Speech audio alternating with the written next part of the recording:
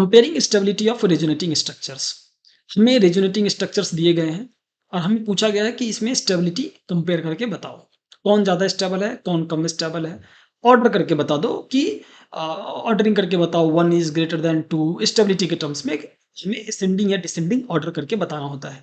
ऐसा question past में कई बार जेई ने मेंस के अंदर, जेई मेंस के अंदर या एडवांस के अंदर, इवन नीट में, इवन बोर्ड्स के अंदर भी ऐसे क्वेश्चंस पूछ लिए जाते हैं। 11th का जो बोर्ड एग्जाम या स्कूल का एग्जाम होगा सो कॉल्ड, उसमें ये क्वेश्चंस जो है वो पूछ लिए जाते हैं।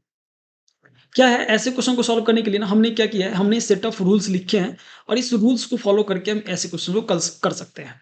नाउ ये जो रूल्स है ना, प्रेसिडेंस वाइज भी हमें इस रूल को ऐसे ही फॉलो करना है। क्या मतलब कि सबसे ज्यादा इंपॉर्टेंस वेटेज रूल नंबर 1 को देना है, फिर रूल नंबर 2 को, फिर 3 को, फिर 4 को, फिर 5 को, लाइक दैट। तो अगर पहला रूल फेल हो जाता है तभी हम दूसरे रूल पे आएंगे, दूसरा रूल फेल होगा तभी हम तीसरे रूल पे आएंगे, तीसरा रूल फेल होगा तभी हम चौथे रूल पे आएंगे, एंड सो ऑन। पहला रूल अप्लाई करते हैं तीनों पे और देखते हैं कि क्या होता है। पहला रूल क्या कह रहा है, more pi bond more stable. पहला रूल क्या कह रहा है, more pi bond more stable. Pi bond count करते हैं, यहाँ पे कितना है, 1 2, दो यहाँ पे दिख रहा है और यहाँ पे दो पाई बॉन्ड होगा। हम जानते हैं कि ट्रिपल बॉन्ड में एक सिग्मा होता है और बाकी जो दो बचे वो क्या होते हैं, वो पाई होते हैं। एक सिग्मा होता है, बाकी जो दो बचा वो क्या होता है, वो पाई होता है। तो यहाँ पे एक सिग्मा हो गया और बाकी जो ये दो बचे हैं ये क्या है, पाई है। नाउ तो मोर पाई बॉन्ड मतलब मोर स्टेबल। तो हम बोलेंगे यहाँ पे कितने पाई बॉन्ड है, एक यहाँ पे है, एक यहाँ पे, दो हो गए और दो यहाँ पे है, 4। तो टोटल पाई बॉन्ड जो हो गए यहाँ पे वो 4 है। नाउ इस वाले में कंपेयर करेंगे तो एक यहाँ पे है, एक यहाँ पे है और फिर यहाँ पे भी बेसिक रूप से अगर हम देखें तो दो है, मतलब 4 हो गए। सिमिलरली यहाँ पे देखें तो एक यहाँ पे है, एक यहाँ पे है, एक यहाँ पे है, एक यहाँ पे है, मतलब 4 हो गए। राइट, 1 2 3 4। पहला रूल तो यहाँ काम नहीं कर रहा, पहला रूल जो है वो यहाँ पे काम नहीं करेगा। हम करेंगे, ठीक है, दूसरा रूल चलते हैं। क्यों नहीं काम करेगा, सब में 4 4 4 है। Less charge more stable. जब मैं चार्ज की बात कर रहा हूं तो मैंने पॉजिटिव नेगेटिव नहीं लिखा है, मतलब टोटल चार्ज हमें काउंट करना है। काउंट वाइज यहाँ पे क्या होना चाहिए कि काउंट वाइज लेस चार्ज। यहाँ पे चार्ज कितने हैं, एक। यहाँ पे चार्ज कितने हैं, एक। यहाँ पे चार्ज कितने हैं, एक। ये भी रूल यहाँ पे फेल कर गया। सब में चार्ज, नंबर ऑफ चार्ज जो है वो 1 1 1 है। हम बोलेंगे किसी में लेस है ही नहीं तो हम कंपेयर कैसे करेंगे, सब में बराबर बराबर है।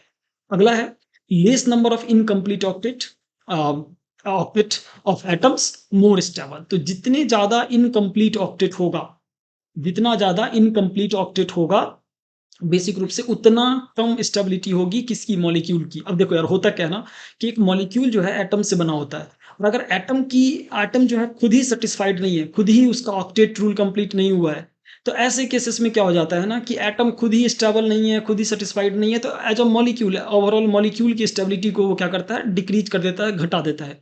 तो वही चीज है, मतलब अगर हमें इनकम्प्लीट ऑक्टेट मिल गया, इनकम्प्लीट ऑक्टेट का क्या मतलब है कि उसके आउटर मोस्ट ऑर्बिट में 8 इलेक्ट्रॉन नहीं है, ऑक्टेट कंप्लीट नहीं है। हम जानते हैं कि कोई भी एलिमेंट, जो पीरियोडिक टेबल में कोई भी एलिमेंट है, वो या तो डुप्लेट पूरा करने के चक्कर में रहता है या ऑक्टेट। और अगर ऑक्टेट कंप्लीट हो गया तो वो अपने आप को स्टेबल मानता है। तो कोई भी एटम, अगर मान लो कि एक कंपाउंड है जिसमें बहुत सारे ऐसे एटम है जिसका जो ऑक्टेट है वो कंप्लीट नहीं हुआ है, इसका मतलब क्या, इसका मतलब कि यार वो कंपाउंड को अनस्टेबल कर देगा। खुद ही बेचारा बेचैन है अपना ऑक्टेट पूरा करने के लिए, तो कंपाउंड को स्टेबिलिटी कैसे प्रोवाइड करेगी, राइट। तो दैट इज वाई हम बोलते हैं कि जितना कम इनकम्प्लीट ऑक्टेट वाले लोग होंगे किसी मॉलिक्यूल के अंदर, उसकी स्टेबिलिटी, उस मॉलिक्यूल की स्टेबिलिटी उतनी अधिक होगी, उतना ज्यादा होगा। ठीक है, इसमें हम देखते हैं less number of incomplete octet. तो लेस नंबर ऑफ इनकम्प्लीट अगर हम देखेंगे तो हम कोई भी एटम पकड़ेंगे, यहाँ पे कोई भी एटम का क्या मतलब है, बेसिक रूप से हमें सारे एटम का ऑक्टेट चेक करना होगा कि क्या सारा एटम जो है वो ऑक्टेट कंप्लीट है या नहीं है। लेकिन मोस्टली क्या होता है कि जो लोग जिसके ऊपर पॉजिटिव चार्ज वगैरह होता है ना, उसी में ऑक्टेट का थोड़ा सा इशू रहता है। तो पॉजिटिव चार्ज अगर रहेगा तो हम देखेंगे उसको, अगर नहीं है तो हम मान लेते हैं कि इसका ऑक्टेट जो है कंप्लीट होके ही रहेगा। ये चीज एक चीज है जो हमें समझ में आनी चाहिए। पॉजिटिव चार्ज यहाँ पे कहीं भी हमें नहीं दिख रहा है तो हम बोलेंगे इसमें ये रूल भी काम नहीं करेगा, थर्ड रूल भी यहाँ पे फेल कर गया। अगर थर्ड रूल भी फेल कर गया और अभी तक हमने एक भी सेपरेट नहीं कर पाए हैं तो पता नहीं क्या होने वाला आगे। तो हम क्या करते हैं, ठीक है, जो भी है हम आगे देखते हैं। Negative charge on more electronegative atom, यहाँ पे हम जानते हैं कि पीरियोडिक टेबल में सबसे ज़्यादा इलेक्ट्रोनेगेटिव कौन होता है? फ्लोरीन, फिर होता है ऑक्सीजन, फिर होता है नाइट्रोजन, और कार्बन का जो पोज़ीशन है वो काफ़ी बाद में जाके आता है। तो अगर कहीं पे फ्लोरीन दिखे और उसपे ऊपर नेगेटिव चार्ज है तो वो ज़्यादा स्टेबल माना जाता है देन ऑक्सीजन। सिमिलरली अगर हमें कहीं ऑक्सीजन दिखे उसके ऊपर जो नेगेटिव चार्ज होता है वो ज़्यादा स्टेबल माना जाता है देन नाइट्रोजन। अगर नाइट्रोजन दिखे उसके ऊपर एक नेगेटिव चार्ज है तो वो ज़्यादा स्टेबल माना जाता है देन कार्बन। अगर उल्टा हो जाए, मान लेते हैं कि नेगेटिव अगर ऑक्सीजन भी है और नाइट्रोजन है और किसी ने नाइट्रोजन के ऊपर नेगेटिव चार्ज रख दी और ऑक्सीजन चुपचाप देख रहा है, तो ये बुरा है, ये गलत है, ऑक्सीजन ये मानेगा नहीं, और नहीं मानेगा तो वो चाहेगा कि कैसे भी नाइट्रोजन से मैं अपना एक इलेक्ट्रॉन ले लूँ और मैं अपने ऊपर नेगेटिव चार्ज रखूँ। और क्योंकि ये चाहेगा, इस तरीके से एक नेचर रहेगा विद इन मॉलिक्यूल के अंदर, ऐसा रहेगा कि ऑक्सीजन चाह रहा होगा हमेशा कि नाइट्रोजन का एक इलेक्ट्रॉन मुझे मिल जाए, तो मॉलिक्यूल के अंदर इनस्टेबिलिटी है, एटम खुश नहीं है, और एटम खुश नहीं है तो मॉलिक्यूल जो है वो कैसे होंगे? इनस्टेबल होंगे, अनस्टेबल होंगे, अच्छी स्टेबिलिटी नहीं होंगी। तो हम क्या करते हैं कि अब हम चेक करना शुरू करते हैं। यहाँ पे हमारा नाइट्रोजन है, ऑक्सीजन है, कार्बन है, ये सब कार्बन है, राइट? तो हम देखेंगे कि कहीं न कहीं ऑक्सीजन के ऊपर नेगेटिव चार्ज है, अच्छी बात है, खुश है यहाँ पे लोग कि ऑक्सीजन के ऊपर नेगेटिव चार्ज होना चाहिए क्योंकि ये हाइली नेगेटिव इलेक्ट्रोनेगेटिव है ना। तो यहाँ पे ये जो बंदा है वो अच्छा है, एट लीस्ट ये हम समझ पा रहे हैं। अब हम कंपेयर करेंगे इससे, यहाँ पे नेगेटिव चार्ज किसके ऊपर है?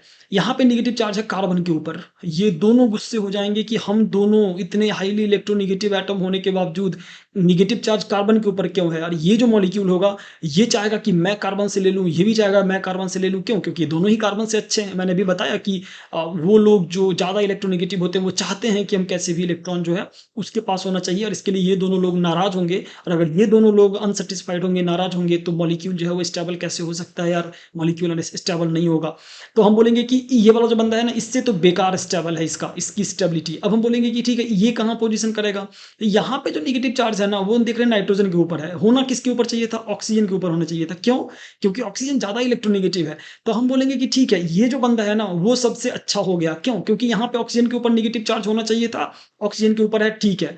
इन दोनों में कैसे कंपेयर करें? तो इन दोनों में देखो यार, यहाँ पे कार्बन के ऊपर है। कार्बन तो सबसे बेकार है, यहाँ पे 2-2 लोग लगे हुए हैं कि मेरे को दो, मेरे को दो। यहाँ पे केवल ऑक्सीजन होगा जो ये चाहेगा कि मेरे को ये नेगेटिव चार्ज मिले, राइट? तो यहाँ पे अनस्टेबिलिटी जो है एक एटम के कारण हो रहा है कि एक एटम नाराज़ है, एक एटम अनहैप्पी है मॉलिक्यूल के अंदर में। यहाँ पे 2-2 एटम है जो अनहैप्पी है। क्यों? क्योंकि नाइट्रोजन को मिल गया। अब ऑक्सीजन को सॉरी कार्बन को मिल गया नेगेटिव चार्ज, जो कि अच्छी बात नहीं है। कार्बन को नेगेटिव चार्ज मिल जाना और ऑक्सीजन और नाइट्रोजन ऐसे बैठ के देख रहे हैं इसको कि इसको मिल गया है, तो 2 लोग अनहैप्पी हैं। इसका मतलब है कि दूसरा वाला जो है, जहाँ एक ही बंदा अनहैप्पी है, वो ज़्यादा स्टेबल होगा देन थर्ड वन। तो हमारा जो सीक्वेंस आ गया, ऐसा आ गया।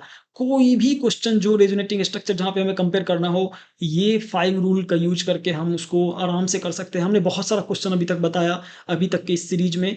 पीछे आगे करके आप बहुत सारा क्वेश्चन सीख सकते हो। सारे रूल्स को मैंने अप्लाई किया है, डिफरेंट टाइप के क्वेश्चन्स पे अप्लाई किया है, और उसको सीखने का वहाँ पे बहुत ज़्यादा सीखने को मिलेगा, बहुत ज़्यादा समझने को मिलेगा, किस तरीके से क्वेश्चन्स पे अप्लाई किया जाता है। और ये जो क्वेश्चन होता है, बड़ा ही ईज़ी टाइप का क्वेश्चन होता है, जहाँ पे 4 नंबर मिलना बड़ा ही आसान होता है जेईई नीट के अंदर में। ठीक है यार, तो अगर ये लेक्चर्स आपको पसंद आ रहा है तो इसे लाइक करो, वीडियो को लाइक कर दो और चैनल को सब्सक्राइब करो। सबसे इम्पोर्टेंट चीज़ है, अपने दोस्तों के साथ इसे शेयर करो। Thank you for watching this lecture.